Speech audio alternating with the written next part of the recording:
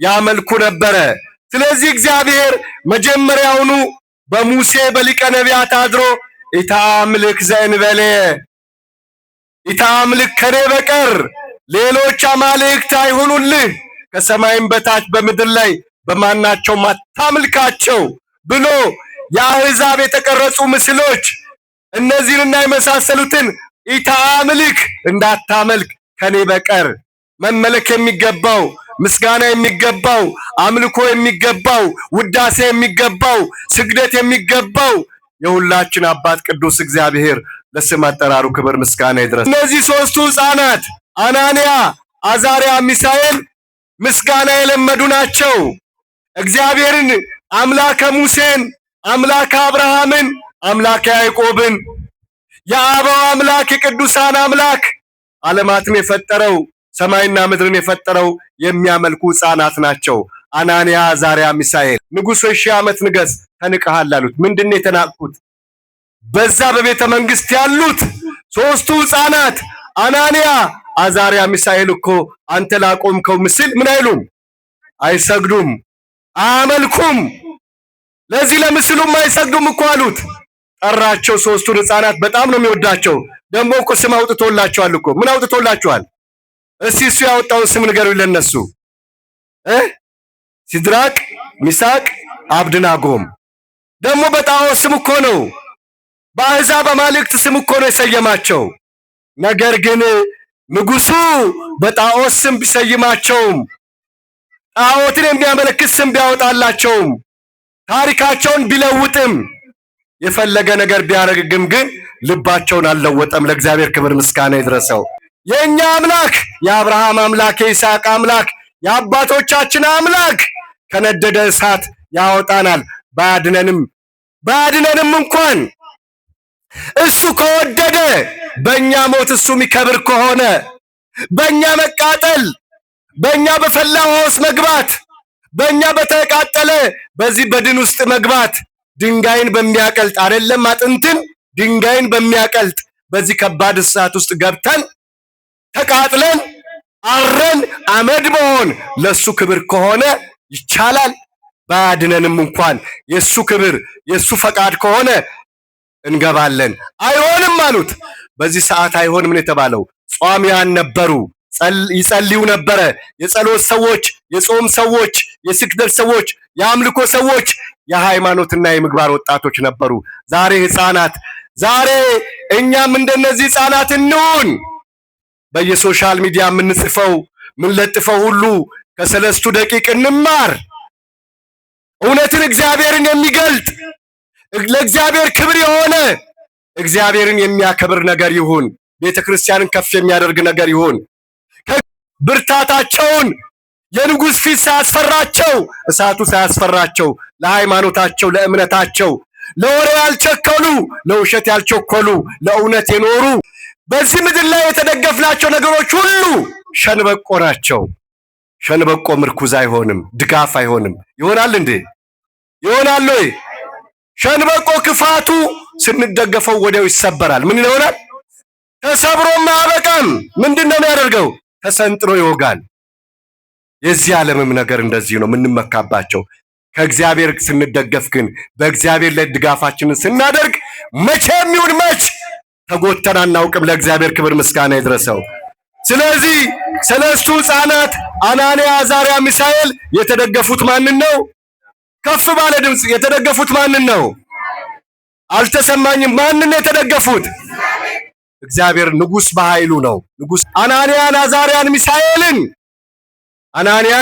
ሚሳኤል ሶስቱን ሕፃናት ለጊዜው ከእሳት ከምድራዊ እሳት ከሚነድ እሳት ሊቀ መላኩ ቅዱስ ገብርኤል አጥፍቶ አወጣቸው። የኛ ጌታ መድኃኔዓለም የእግዚአብሔር ልጅ የድንግል ማርያም ልጅ ወልደ እግዚአብሔር በተዋህዶ የከበረው እርሱ የድንግል ማርያም ልጅ ከዘላለም እሳት፣ ከዘላለም ሲኦል፣ ከዘላለም ገሃነም እርሱ ተወልዶ በዚህ ምድር ላይ ተመላልሶ በመስቀል ላይ ተሰቅሎ ከዲያብሎስ እስራት ከዚህ ምድር ጣዖት ነፃ አውጥቶ ከገሃነም እሳት ፈቶ ሁላችንንም ነፃ አውጥቶናል። ክብር ምስጋና ይድረሰው። በዚህ በትንቢተ ዳንኤል ምዕራፍ 3 ከቁጥር 25 ላይ የአራተኛው መልክ የአማልክት ልጅ ይመስላል የሚል ቃል እናገኛለን። እስቲ ሁላችሁም ከፍ ባለ ድምፅ የአራተኛው መልክ በሉ። የአማልክት ልጅ ይመስላል። እግዚአብሔር አምላክ በዚህ ቃል ያስተምረን። እንግዲህ ዛሬ ሁላችንም ከተለያየ ስፍራ ከያለንበት ከአዲስ አበባ፣ ከሆሳና፣ ከዚሁ ከዋስ ገበታና ከአካባቢው ከአጎራባች አካባቢዎች ሁላችንም የሊቀ መልአኩ ከሰባቱ ሊቃነ መላእክት ከቅዱስ ሚካኤል ቀጥሎ ሁለተኛው ሊቀ መልአክ ቅዱስ ገብርኤል ዛሬ ታኅሳስ 19 የሚከበርበት ክብረ በዓሉን ለማክበር ከተለያየ ስፍራ የመጣችሁ ሁላችንም ይህን በዓል ለማክበር አምና ከኛ ጋር ያልነበሩ ዛሬ የነበሩ ዛሬ የሌሉ አሉ። እንደዚሁ ደግሞ መምጣት ያልቻሉ አሉ። በዓሉን ለማክበር ያልተፈቀደላቸው አሉ። እግዚአብሔር ፈቅዶና ወዶ ግን ለኛ በቸርነቱ በምሕረቱ ተፈቅዶልን ዛሬ ልናከብር በእግዚአብሔር በአምላካችን ቸርነት በሊቀ መልአኩ ተራዳይነት ዛሬ በቤቱ ለክብሩ በቃል ኪዳኑ ታቦት ፊት ቆመናል። ለእግዚአብሔር ክብር ምስጋና ይድረሰው። እንግዲህ ይህንን በዓል ስናከብር በዋነኛነት ምንድነው? ዛሬ ታኅሳስ 19 ቀን ከአዲስ አበባ አንስቶ ከ250 ኪሎ ሜትር በላይ አቋርጠን የመጣ ነው። ወይም ደግሞ የተለያዩ ኪሎ ሜትሮች ቤታችንን፣ ኑሯችንን፣ የትኛውንም ነገር ትተን የመጣ ነው። ለምንድን ነው? ማገኘውስ ነገር ምንድነው? የዛሬ በዓል ምንድነው ብለን ነው ማወቅ ያለብን። የዛሬ በዓል ሁላችንም በየጊዜው እንደሚነገረን በየጊዜው እንደምንማረው መምህራኖቹ እንደሚያስተምሩት ሌሊትም እንደዚሁ በማህሌቱ ሲባል እንደነበረው አሁንም ሊቃውንቱ በዝማሬው ሲሉት እንደነበረው የእግዚአብሔር አዳኝነት፣ የእግዚአብሔር ቸርነት፣ የሊቀ መልአኩ የቅዱስ ገብርኤል ተራዳይነት፣ የሦስቱ ሕፃናት የአናንያ፣ የአዛርያ፣ የሚሳኤል የሃይማኖት ጽናት የምንማርበት ነው። ተመልከቱ። በመጀመሪያ ላይ የእግዚአብሔር ቸርነት ነው፣ የእግዚአብሔር ምሕረት ነው፣ የእግዚአብሔር ይቅርታ ነው፣ የእግዚአብሔር አዳኝነት ነው። እግዚአብሔርን ይሄንን አሳምር፣ ይሄንን አታሳምር፣ ይሄንን እንደዚህ አድርግ፣ ይሄንን ደግሞ እንደዚህ አድርግ የሚለው የሌለ ማንም ሊከለክለው የማይችል ክንደ ብርቱ የሆነ አምላካችን ቅዱስ እግዚአብሔር የሁሉ አባት፣ የሁሉ ጌታ፣ የሁሉ መጋቢ፣ ዓለማትን ካለመኖር ወደ መኖር ያመጣ ሁላችንንም በቸርነቱ የፈጠረን አምላካችን ቅዱስ እግዚአብሔር ቸርነቱ ምድር የሞላች ናት። ለስም አጠራሩ ክብር ምስጋና ይድረሰው። እንግዲህ እግዚአብሔር አምላክ በዛሬው ዕለት ታላቅ ነገር ነው ለኛ የሚያስተምረን። ወቅቱ በብሉይ ኪዳን ዘመን ነው። ጌታ ከመወለዱ በፊት ነው። በምርኮ ጊዜ ነው። በምርኮ ጊዜ እስራኤላውያን በተማረኩበት በዚያን ዘመን በብሉይ ኪዳን ዘመን እንግዲህ በዛን ዘመን የነበሩ ነገስታት በተለይም በመካከለኛው ምስራቅ ጥሩ ስልጣኔም ክፉ ስልጣኔም የተጀመረበት መልካም ነገርም ክፉ ነገርም የተጀመረበት እዛው መካከለኛ ምስራቅ ነው። መካከለኛ ምስራቅ ላይ የነበሩ ነገስታት በጠባያቸው አብዛኛዎቹ ጣዖት የሚያመልኩ ነበሩ።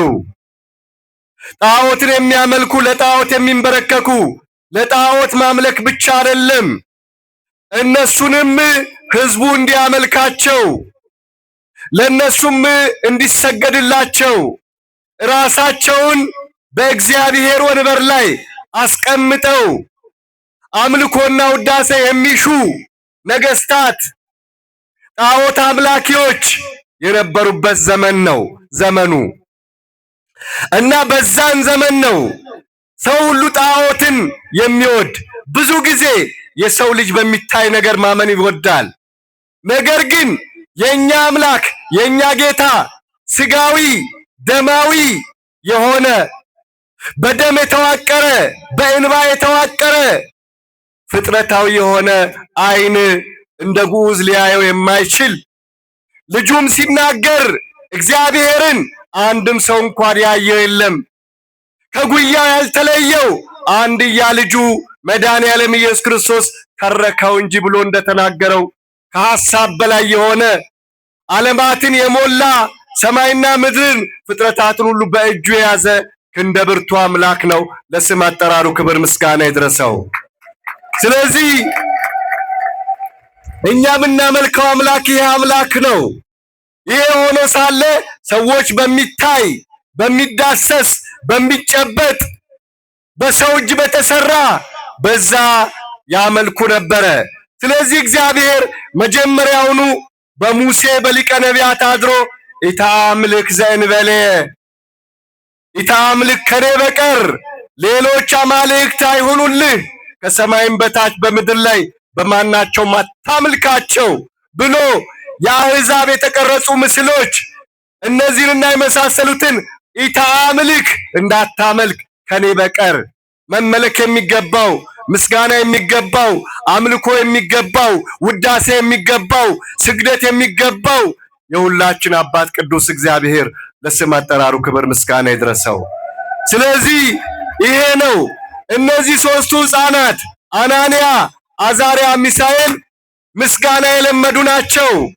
እግዚአብሔርን አምላከ ሙሴን፣ አምላከ አብርሃምን፣ አምላከ ያዕቆብን የአበው አምላክ የቅዱሳን አምላክ ዓለማትን የፈጠረው ሰማይና ምድርን የፈጠረው የሚያመልኩ ሕፃናት ናቸው።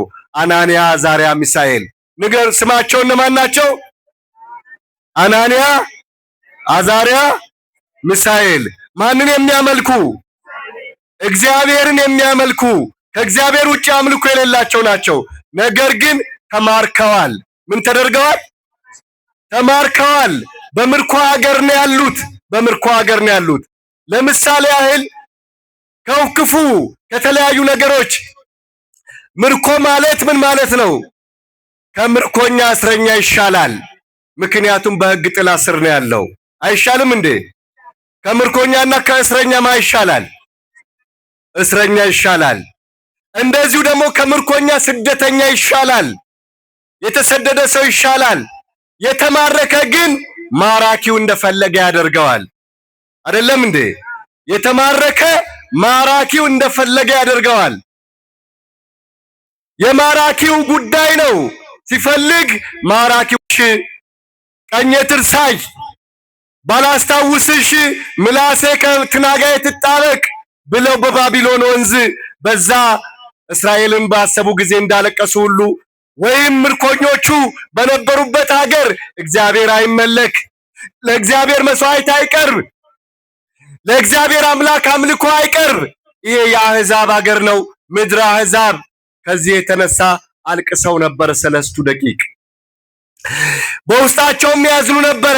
ግን ጣዖት በሚመለክበት ቤተ መንግስት ጣዖት በሚመለክበት ቤተ መንግስት ለጣዖት በሚሰገድበት የተለያየ አምልኮ በሚሰጥበት በዛ እርኩስ ቦታ በዛ ቆሻሻ ቦታ እግዚአብሔር በማይጠራበት ስመ አምላክ በሌለበት በዛ ስፍራ ላይ እነዚህ ሶስቱ ሕፃናት ግን ለጣዖትም አይሰግዱም፣ ጣዖት አያመልኩም። የእስራኤልን አምላክ ብቻ ያመልኩ ነበረ። ለእግዚአብሔር ክብር ምስጋና ይድረሰው። ያመልኩ ነበረ። ወረኛ መጥፎ ነው? ወረኛ ጥሩ ነው እንዴ? ወረኛ ጥሩ ነው ወይ?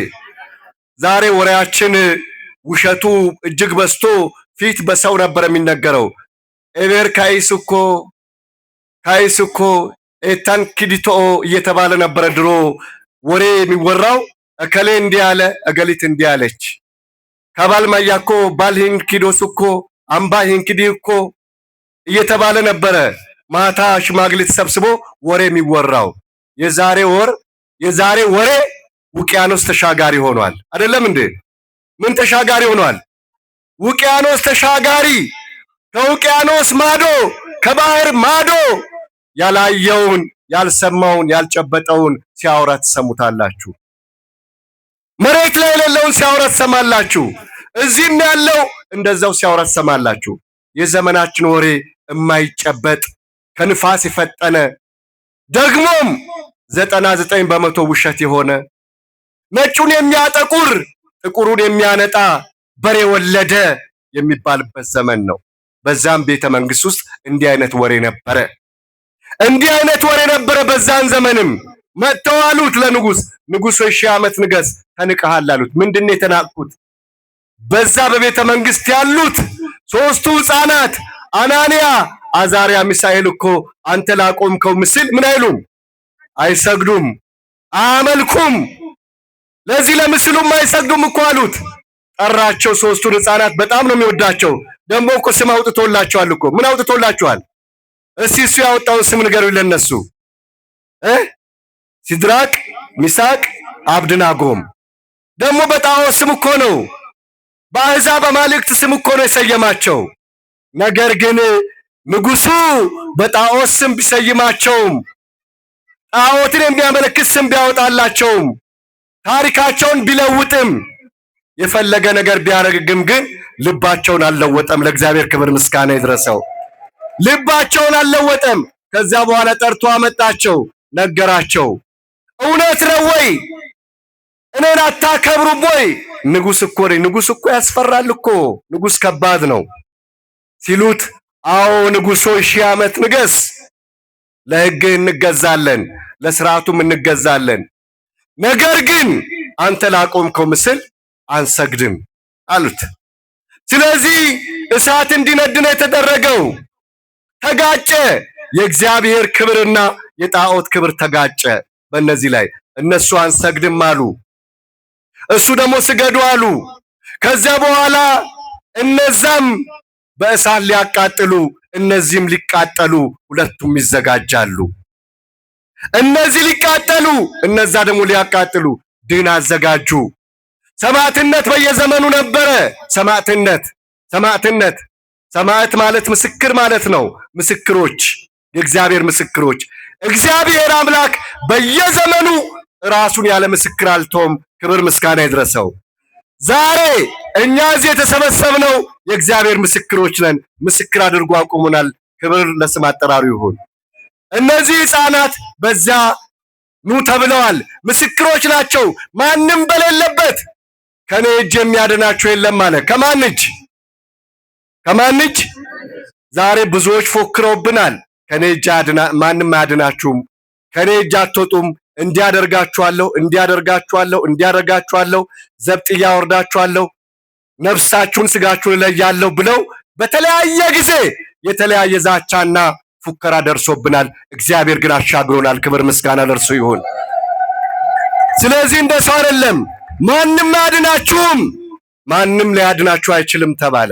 ከዚህ በኋላ ወዲያውኑ ንጉሡ 1000 ዓመት ንገስ፣ አይሆንም፣ የእኛ አምላክ የአብርሃም አምላክ የይስሐቅ አምላክ የአባቶቻችን አምላክ ከነደደ እሳት ያወጣናል። ባያድነንም እንኳን እሱ ከወደደ በእኛ ሞት እሱ የሚከብር ከሆነ በእኛ መቃጠል፣ በእኛ በፈላ ውስጥ መግባት፣ በእኛ በተቃጠለ በዚህ በድን ውስጥ መግባት ድንጋይን በሚያቀልጥ አይደለም አጥንትን ድንጋይን በሚያቀልጥ በዚህ ከባድ እሳት ውስጥ ገብተን ተቃጥለን አረን አመድ መሆን ለሱ ክብር ከሆነ ይቻላል። ባያድነንም እንኳን የሱ ክብር የሱ ፈቃድ ከሆነ እንገባለን።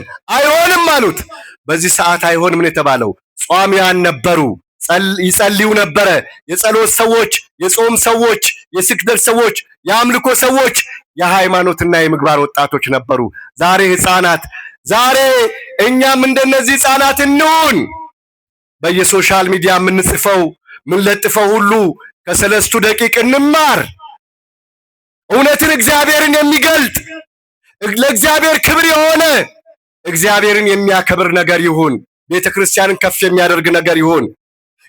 ብርታታቸውን የንጉሥ ፊት ሳያስፈራቸው፣ እሳቱ ሳያስፈራቸው፣ ለሃይማኖታቸው ለእምነታቸው ለወሬ ያልቸኮሉ፣ ለውሸት ያልቸኮሉ፣ ለእውነት የኖሩ እነዚህ ሕፃናት በማቴዎስ ወንጌል ምዕራፍ 11 ከቁጥር 25 ላይ ከጥበበኞች ከአስተዋዮች ፊደላውያን ነን ከሚሉ ጠቢባን ነን ከሚሉ ሊቃውንት ነን ከሚሉ ሁሉን እናውቃለን ከሚሉ ሰውረህ ለሕፃናት ስለገለጥክላቸው አመሰግንሃለሁ አለ።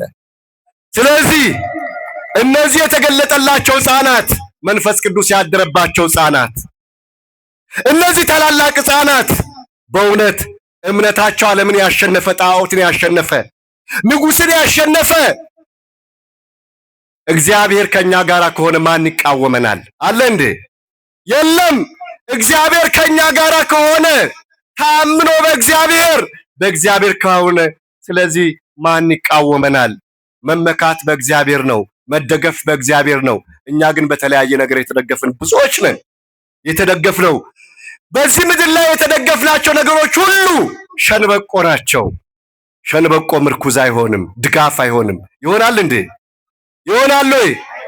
ሸንበቆ ክፋቱ ስንደገፈው ወዲያው ይሰበራል። ምን ይሆናል?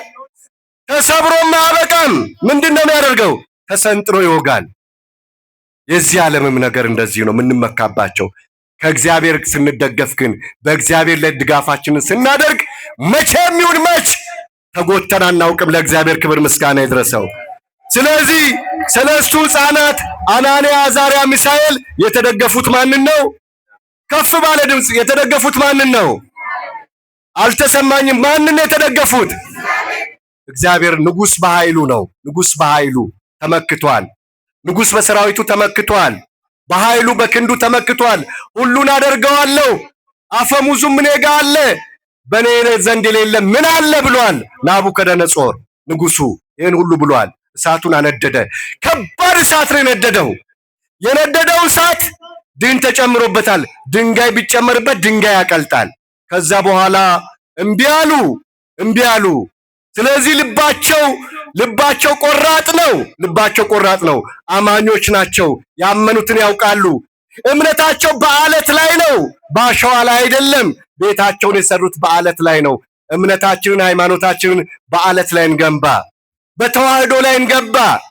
እንደዚሁ ደግሞ በምክረ ካህናት፣ እንደዚሁ ደግሞ በእግዚአብሔር ቃል እንታነጽ። ዕለት ዕለት በዓል አክባሪዎች ብቻ አንሁን። በዓል ብቻ የምናከብር አንሁን። አሁን እዚህ ጋር የተቀመጣችሁት ክብርና ምስጋና ይገባችኋል። ለቅኖች ምስጋና ይገባል። እናንተን የሚያክሉ ሰዎች ወንጌል ይጀመራል ሲባል ወደ ውጪ ነው የሄዱት።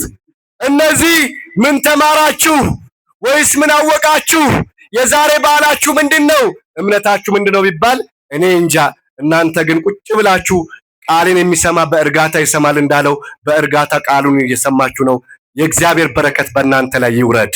ልባቸው ቆራጥ ነው፣ የቆረጠ ነው። እነዚህ ሕፃናት ከዚህ በኋላ አይሆንም አሉ። ምን ተባለ መሰላችሁ? ጡንቻቸው የከበደ። ዛሬ እኮ አይታችሁ ከሆነ እከሌ 200 ኪሎ ግራም ብረት ያነሳል ይባላሉ አይደል? አንዳንድ ወጣቶች ሰውነታቸውን ለማደርጀት ሳር ሁሉ ሳይቀር ይበላሉ አሉ። ስነግር መድኃኒትም ክኒንም መርፌም አለ ሲባል እሰማለሁ። ጡንቻው ምን እንዲሆን እንደዚህ ያሉ እነዚህን ሕፃናት እነዚህ ለራሳቸው በጾም ሰውነታቸው በምን የተጎዳ ነው? ወደ እሳት እንዳይጨምሯቸው ወደ እሳቱ ሲጠጉ ምን ሊያደርጋቸው ነው? እሳቱ ሊበላቸው ነው። ለምን? ከሩቅ ሆኖ የሚወረውር ኃይለኛ ነው የተፈለገው። ነገር ግን አናንያን አዛርያን በእግዚአብሔር ፊት እግዚአብሔር እያየ እጅ እግራቸውን አሰሯቸው። እሳት አንዳዶችም እሳት አነደዱ። ሲቆሙ ዲያብሎስ ሰይጣን ደግሞ ኢዮብን ሊከስ በእግዚአብሔር ልጆች መካከል ቆመ ይላል። ስለዚህ እዚህ ጋር እንደምንመለከተው የእግዚአብሔር መልአክ የእግዚአብሔር ልጆች ተብለዋል። ስለዚህ የእግዚአብሔር ልጅ የተባለው በመጀመሪያ ደረጃ ወይም በሰሙ በመጀመሪያ ትርጓሜው የሰው ልጅ የተባለው የአማልክት ልጅ የተባለው እርሱ ቅዱስ ገብርኤል ነው። በመካከላቸው ተገኝቶ እሳቱን ያጠፋው። ለእግዚአብሔር ክብር ምስጋና ይድረሰው። የእግዚአብሔር ልጆች ይሄ ብቻ አይደለም። ይሄ ትምህርት ጥልቅ ነው፣ ትርጓሜ ያለው አባቶቻችን ተርጉመውታል። ያቺ የዱራ ሜዳ የምድረ ፋይድ ምሳሌ ናት። ጣዖቱ ያው ጣዖት ነው።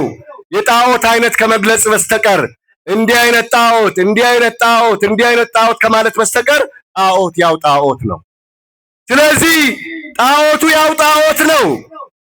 የዱራ ሜዳ ወይም ደግሞ ያቺ ሜዳ የምድረ ፋይድ ምሳሌ የሲኦል ምሳሌ ናት። እሳቱ የገሃነም ምሳሌ ነው። እሳቱ የምን ምሳሌ ነው? የገሃነም ምሳሌ ነው።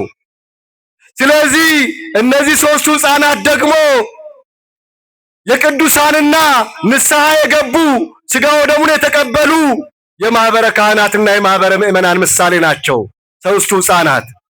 እንደዚሁ ወደ እሳት የሚያስገባቸው ናቡከደነጾር የተባለው ንጉሥ የተባለው ያ ዘንዶ ዲያብሎስ ወደ ምድር የተጣለው ዘንዶ ነው በናቡከደነጾር የሚመሰለው። ስለዚህ ዲያብሎስ ዘንዶ ምእመናንን ማኅበረ ካህናትን ዛሬ ያመኑትን ወደ እሳት ሊጨምር ይታገላል።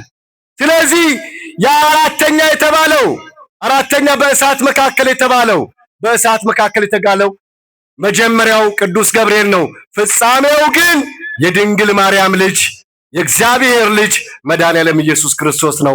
ለስም አጠራሩ ክብር ምስጋና ይድረሰው። ሶስቱን ሕፃናት አናንያን፣ አዛርያን፣ ሚሳኤል ሶስቱን ሕፃናት ለጊዜው ከእሳት ከምድራዊ እሳት ከሚነድ እሳት ሊቀ መላኩ ቅዱስ ገብርኤል አጥፍቶ አወጣቸው።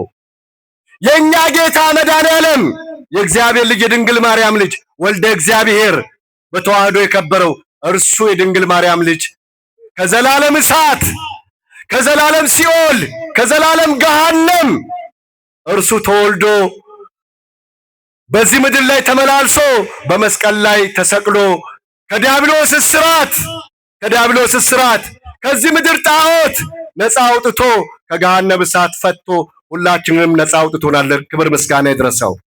ስለዚህ ክርስቲያን ነፃ የወጣ ትውልድ ነው። የዛሬ በዓል ብዙ ነው የሚያስተምረን። ተመልከቱ የእግዚአብሔር ቸርነት ምን ያህል እንደሆነ። የእግዚአብሔር ቸርነቱን አይተናል፣ ቀምሰናል፣ ተመልክተነዋል። ክብር ምስጋና ይድረሰው። ቸርነቱ ታላቅ ነው። ለአሕዛብ አሳልፎ ያልሰጠ፣ ስሙን ከፍ ያደረገ፣ ስሙን ያከበረ እግዚአብሔር መንክር ላይ ለቅዱሳኒሁ በሶስቱ ቅዱሳን ላይ ስሙን የገለጠ እግዚአብሔር ነው። ስለዚህ አራተኛው የአማልክት ልጅ በመጀመሪያ ቅዱስ ገብርኤል፣ ፍጻሜው መድኃኔዓለም የተማርነውን ከልቦናችን ያሳድርብን።